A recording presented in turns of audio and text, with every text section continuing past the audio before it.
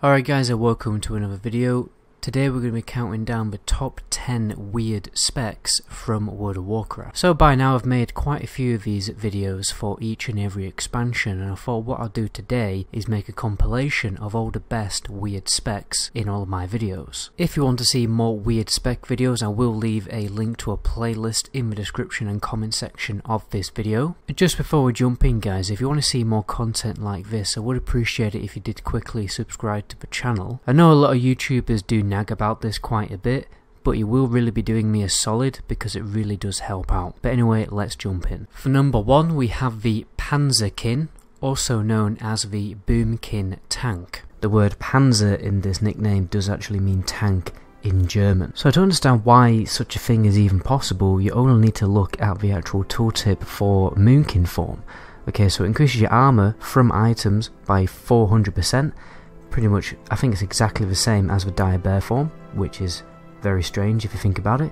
Your attack power is increased, again, which is very strange, and melee attacks grant mana, which is even more weird. It almost feels like that Moonkin was intended to be an actual melee build, but it's not really used as a melee build. With these facts in mind, it basically made Boomkins pretty good off tanks, especially when dealing with multiple enemies like adds on a boss encounter, because it had really good cleave AoE damage, which could generate a lot of aggro, and they can just sit there and just tank mobs and soak loads and loads of damage. It's also important to note that the main best in slot druid weapons for feral tank or DPS also increase the attack power in Moonkin form, along as, you know, cat and bear form, which also is very strange, and it almost feels like it's actually intended for Moonkin to have a little bit of a melee role in the Burning Crusade. Most of the time a Panzerkin would just spam cast like Wrath and stuff like that, and the occasional Moonfire, which meant they did run out of mana pretty quickly, to be honest, so mana potions were quite essential, but they could easily outdamage any other tank in the game, so they're actually pretty good at holding threat, particularly AoE threat. So they were actually used from time to time in actual heroic dungeons and certain raid encounters. What the druid would do is stack a little bit of spell power gear, like the typical spell power gear, but the issue is that obviously Boomkin farm a lot of cloth gear when optimizing their spell power gear, which meant that they couldn't really use cloth gear because it wouldn't benefit that much from the armor increase buff. So they'll prioritize getting leather gear and decking out in leather gear, and sometimes they'd have a mixture of spell power leather gear and attack power gear. Ideally, if they were going to tank, they would prioritize increasing their actual defensive capabilities by getting a bigger stamina, well, a bigger health pool and mitigation and things like that. For number 2 we have the Spellpower Melee Hunter, which sounds totally crazy, but this build was influenced by somebody in a comment section called Michael Clark, who's actually made this build do very decent DPS in a raiding environment. I also found a Reddit post, which I'll probably link in the description too, which explains it in a little bit more detail. So most people are probably familiar with the typical spell power hunter that uses Arcane Shot with the Arcane Shot trinket.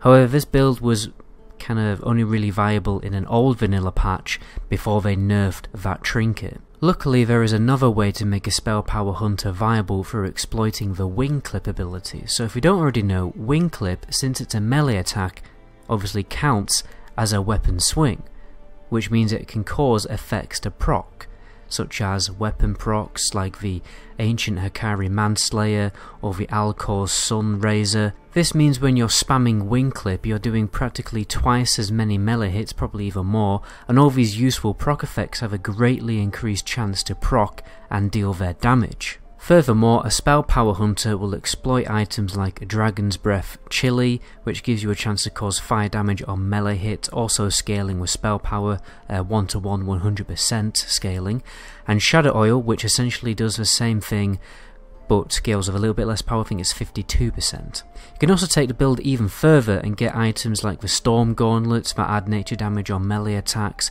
the Dark Moon card Maelstrom with this basically the same effect on a proc, and if you're very lucky, the Blaze Fury Medallion that drops from Doom Lord Kazakh, although the chances of you getting that one probably are fairly slim. Those items don't necessarily scale with spell power, but because you're melee hitting so frequently with obviously your melee swings, dual wielding, and also spamming wing clip, the DPS increase is massively worth it. I imagine you would also enchant both weapons of fiery weapons, since that is entirely based on weapon swings, but I can't find any information about what the, enchants are actually used for this build. When it comes to the talents, you speak deep into Beast Mastery to optimise the DPS of your Wind Serpent, and then you dip a toe into the Survival talents to increase the damage of Raptor Strike and your traps. You will actually make use of your traps, even though they don't scale with spell power. They are actually a good DPS increase. It's also optimal to throw in a Serpent Sting since it scales 100% with spell power, but also, only if you're actually allowed the debuff slot by your raid leader. And most of the time you are just going to be spamming a low rank wing clip with Raptor Strike. Preferably you'll be grouped with a Paladin as well for Judgment of Wisdom mana regeneration. So overall a very unique and interesting build. For number 3 we have the Shaman Tank, which is a bit of a fun build that you can use for flag carrying, since Shamans are pretty good at flag carrying because of Ghost Wolf and actually have a lot of really cool defensive talents. And it can be used in dungeons for tanking very easily, maybe as a temporary off-tank in raiding environments. What you'll notice if you look in the enhancement tree, it's very strange, but there's a number of tanking talents which feel more like warrior talents in the tree, like shield specialization, anticipation, toughness, and the parry talent, which obviously are really strong defensive talents. Shaman was actually originally intended to be a bit of a tank build. It just needs a little bit of extra oomph for it to actually become a actual viable raiding tank. I mean, threat is never really much of an issue because you have Earth Shock, which does like double the amount of threat generation than most abilities. You have Rock Biter weapon, which generates a lot of threat. You also have really cool awesome talents like Stone Skim Totem. For number 4 we have the Protritridin, or the Protret spec, which is a PvP Paladin spec which combined ret talents and protection talents. You essentially became beefier with the protection talent, which meant that you didn't have to use as much PvP gear, so you could use more PvE gear that provided more DPS for the Paladin. You wouldn't use a two-hander, you would actually go for a one-hander and a shield, and use glyphs like Avenged Shield, which doubled its damage but could only be used on a single target, and obviously that ended up hitting like a truck. Then you would get glyphs like Divine Plea and Glyph of Salvation to reduce your damage taken, which meant that you could easily survive in 2v2s and it's very difficult for you actually to die in double DPS comps. I think overall you did provide less pressure than a typical DPS class, but with the perfect combo and coordination with your arena teammates you are absolutely lethal.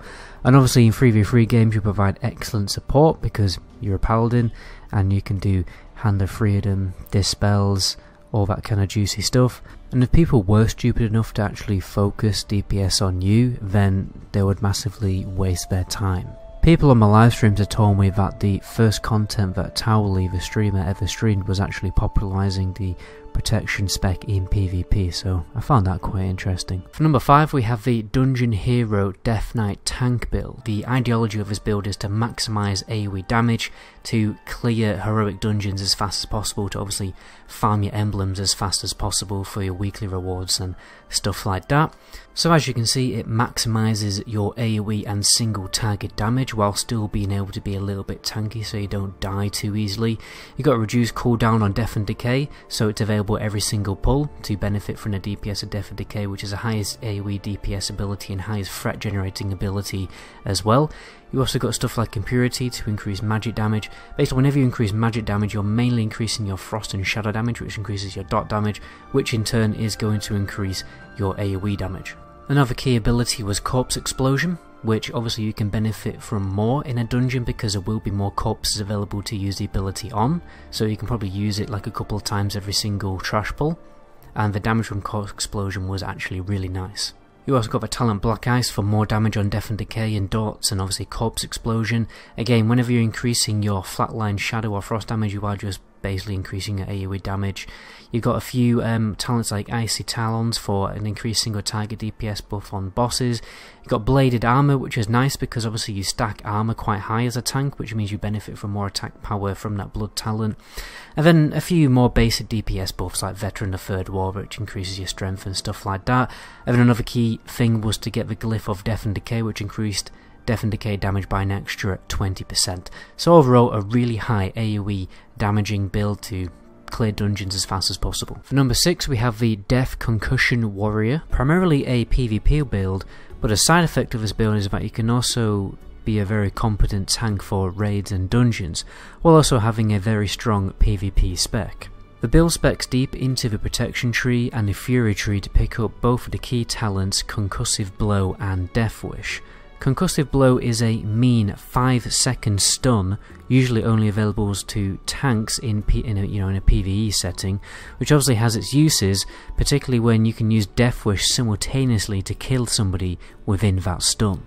You also get the opportunity to pick up some really good utility options in the protection tree that most warriors don't normally have access to, such as Iron Will, which gives you 15% stun and charm resist, Last Stand, which is obviously pretty ridiculous, Improved Disarm, and you will even have enough talents left over to go over to the arms tree to pick up Tactical Mastery. For number 7 we have the Rogue Tank Build. So Rogue Tank was actually really strong, in some cases actually stronger than a typical tank, on bosses that exclusively did melee damage, so boss fights like Gruul, Magfaridon, Tidewalker and Shiraz, because Rogue were basically the only class capable of achieving 100% avoidance. This meant they were just totally immune to melee damage. This was largely possible because rogues gained a lot of avoidance from raw talents, so increased dodge chance, parry chance and stuff like that, and they also gained a lot of dodge chance simply by stacking agility. So one of the main issues of a rogue tank was actually being able to maintain threat, because obviously they don't have a taunting ability or anything like that, or any abilities that generate a lot of threat. Fortunately, they did have a talent called Setup, which caused a rogue to gain combo points after a dodge, which allowed the rogue to generate combo points much faster than usual to basically deal more damage and deal more threat.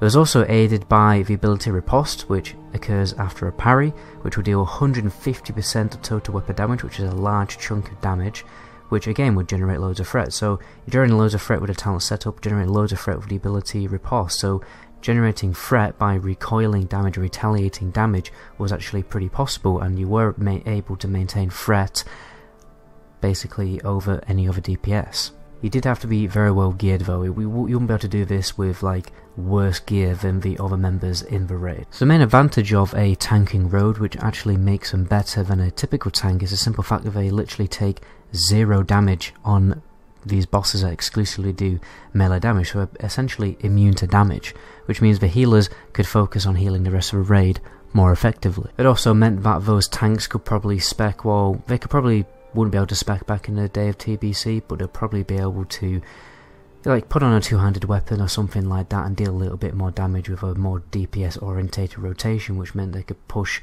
more and more damage, and it's just basically make the fight much simpler by cheesing it. For number 8 we have the Warlock Tank Build. First time you will see any good Warlock Tank action in the Burning Crusade was in Gru's Lair, where 2 Warlocks can tank the boss, well, Kiglar the Crazed, during the boss encounter, well, the first boss encounter inside Gru's Lair, which has a number of different bosses for you to deal with. And some of those bosses just have really deadly abilities that melee just simply cannot deal with.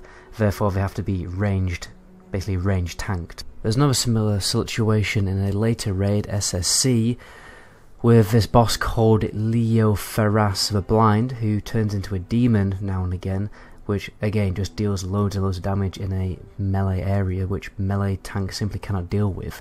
Well, they can deal with it, they can cheese it, but it's very difficult for them to do so, which is why it's a little bit easier on the raid for it to be range tanked by a Warlock. So Warlock Tank actually had major advantages over a typical tank because they're really high spell resistance, which can be very easily achieved simply through raw talents, particularly the Master Demonologist talent, which increased the amount of resistances that they gained with the Fell Hunter summoned.